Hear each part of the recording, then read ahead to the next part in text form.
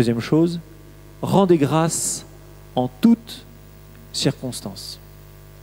Quoi que vous viviez, de facile ou de difficile, de douloureux ou de doux, sachez rendre grâce à Dieu.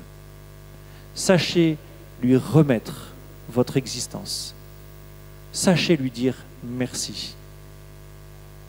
Quelle que soit votre situation, lui remettre votre existence. Troisième chose, n'éteignez pas l'esprit, ne méprisez pas les prophéties, je les ai mis ensemble, parce que j'entends, sachez écouter la parole, sachez ouvrir la Bible et la lire. Un petit exercice que vous pouvez faire pendant ces 9 jours, c'est de lire un évangile, par exemple, tous les jours, si vous ne l'avez jamais fait, ou d'ouvrir un livre de l'Ancien Testament, de lire le livre d'Isaïe, par exemple, qu'on a beaucoup entendu pendant ce temps de l'Avent. Discerner la valeur de toute chose, et il va continuer sur le bien et le mal. Frères et sœurs, je vous rappelle que faire le bien rend heureux, faire le mal rend malheureux. Il faut parfois se le rappeler. Faire le mal rend malheureux, faire le bien rend heureux. Et peut-être que dans vos vies, il faut peut-être faire un peu de ménage. Et donc je vous invite, pendant 9 jours, à faire un peu de ménage dans vos vies, à changer tel ou tel comportement. Bref, à vous reprendre, à vous dire qu'est-ce que dans ma vie de tous les jours, ma vie concrète, je pourrais reprendre. Je pourrais faire de positif, d'arrêter de faire ceci ou plutôt de faire cela. Voilà. Faire confiance à Dieu, frères et sœurs, commence par faire humblement ce que vous avez à faire tous les jours.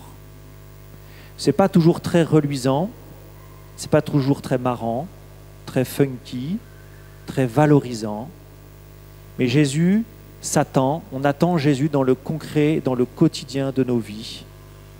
N'oubliez pas cette parole qu'il dira un peu plus tard, que Dieu le Père voit ce que nous faisons dans le secret et qu'il nous le revaudra.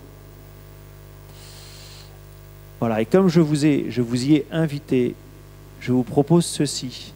Peut-être que là, dans ce temps d'offertoire, vous pouvez prendre une décision de préparation à Noël, de préparation immédiate, dans ces 9 jours. De prendre une petite décision par rapport à la prière, ne relâchez pas la prière. De prendre une petite décision par rapport à lire la Bible, à rendre grâce, d'arrêter un acte mauvais et plutôt de choisir un acte bon. Bref, de prendre une petite décision, d'un effort à faire, ou effectivement qui va vous demander un effort de votre volonté, et de le partager avec la personne avec qui pour laquelle vous vous êtes engagé à prier pendant cette messe. Et de faire un peu un binôme de prière pendant ces 9 jours. Vous pouvez lui partager ce que vous avez décidé, ce n'est pas une obligation évidemment, mais peut-être que vous pouvez vous engager à prier pour elle pendant ces 9 jours et que cette personne pourra prier pour vous pendant ces 9 jours, pour vous préparer, pour que chacun ensemble nous nous préparions à recevoir le Seigneur. La fête de Noël, elle est pédagogique. Elle veut nous apprendre à attendre Dieu dans nos vies. Parce que Dieu peut surgir n'importe quand, et pas seulement au jour de Noël. Toute la liturgie de l'Église, l'année liturgique, c'est une liturgie, c'est-à-dire c'est une pédagogie de l'Église, pour nous mettre en chemin, pour nous rendre attentifs à telle ou telle chose. Cette neuvaine, c'est de nous rendre attentifs à Dieu qui vient, dans vos vies, quelle que soit sa façon de venir. Dieu Tout-Puissant, nous nous confions à ta miséricorde. Nous voulons nous préparer à te recevoir. Nous voulons préparer nos cœurs à ta venue dans nos cœurs. Seigneur, donne-nous la grâce de redresser ton chemin en nous. Donne-nous la grâce de prendre la décision, une petite décision qui nous fera nous préparer davantage pour te recevoir. Rends-nous attentifs à ta parole, Seigneur, et quoi que nous vivions, donne-nous un cœur d'action de grâce. Amen.